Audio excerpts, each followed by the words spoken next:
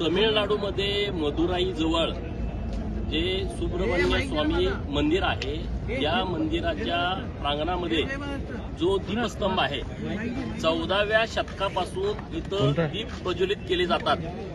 परंतु काही कारणास्तव ती प्रथा बंद केली गेली होती आणि म्हणून तिथले लोक भक्त हे न्यायालयामध्ये गेले.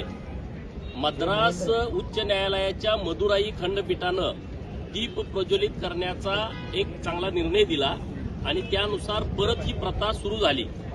परंतु तिथले जे सगळे हिंदुत्वाच्या विरोधामध्ये असणारे जे तथाकथित धर्मनिरपेक्ष मानणारी जी लोक आहेत ते सगळे पेटून उठले, चिडले आणि त्यांनी ज्या न्यायाधीशाने G.R. स्वामीनाथन नावाचे जे न्यायाधीश आहे त्यांच्या विरोधामध्ये महाभियोग त्यांनी आणला आणि त्यामध्ये ज्या खासदारांनी सह्या केलेल्या आहेत 112 खासदारांनी सह्या केल्या, त्यामध्ये दुर्दैवानं उभाटाच्या खासदारांच्या सह्या आहेत.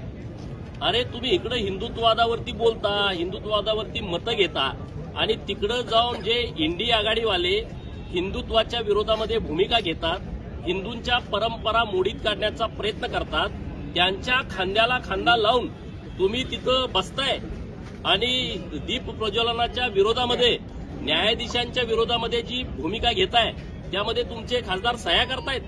त्यामध्ये अरविंद सावंतांसारखे खासदार आहेत.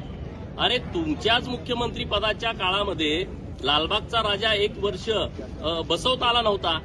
आज तुम्ही यांच्या खांद्याला खांदा लावून जर भूमिका घेत असाल, उद्या मताच्या राजकारणासाठी तुम्ही महालक्ष्मी मंदिरातले दीप प्रज्वलित करू नयेत किंवा सिद्धिविनायकाच्या मंदिरातले दीप प्रज्वलित करू नये किंवा जो आपला मुंबादेवीचं मंदिर आहे इथं सुद्धा तुम्ही अशी मताच्या राजकारणासाठी घाणेरडी भूमिका घेऊ शकता.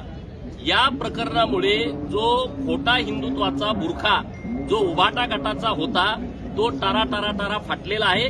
त्यांनी याच्यावरती म्हणजे महाराष्ट्रातलं हिंदुत्व वेगळं आणि तामिळनाडूतलं हिंदुत्व वेगळं अशी भूमिका उभाटाची आहे का याच्यावरती त्यांनी भूमिका स्पष्ट करावी.